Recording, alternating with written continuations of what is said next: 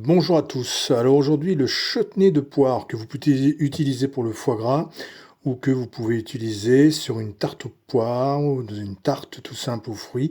Vous mettez ça à la base, vous lui mettez une crème et c'est très très bon.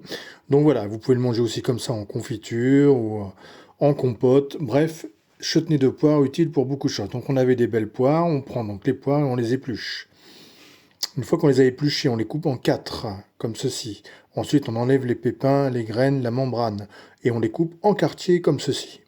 Donc voilà, on prend une poire en quatre, on enlève les pépins, et on les coupe en gros cubes comme ceci. Alors, vous mettez à peu près pour 10 poires, vous mettez, alors je vous donne pour 10 poires, hein, vous mettez 2 bâtons de cannelle et une étoile badiane, d'accord? Vous mettrez 3 grosses cuillères à soupe de miel, pour 10 poires, hein, je précise, parce que là, on en fait pour une grosse quantité, parce qu'on va avoir un groupe pour un chutney de foie gras, pour un gros groupe, donc on en fait beaucoup. Ensuite, je vais mettre un peu d'épices cajun. Vous mettez une petite cuillère à café, pas trop remplie, d'épices cajun dessus, d'accord?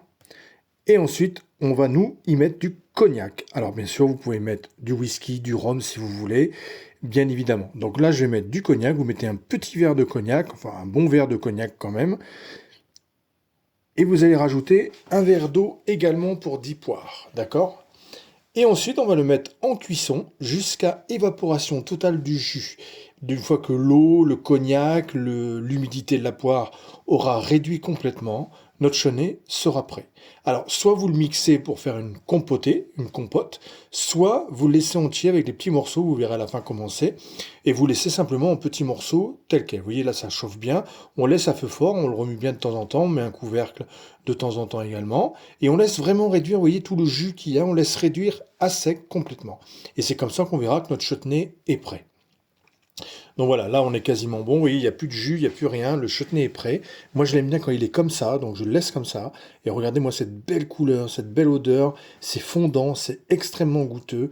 Et vous avez un chutney de poire que vous pouvez mettre, je vous dis, dans des tartes, dans des verrines, manger comme ça avec le foie gras, bref, c'est divin. Voilà, là ça refroidit un petit peu, vous voyez, et il est parfait. Voilà, la petite recette du chutney de poire rapide, la compotée de poire, on peut appeler ça aussi comme ça.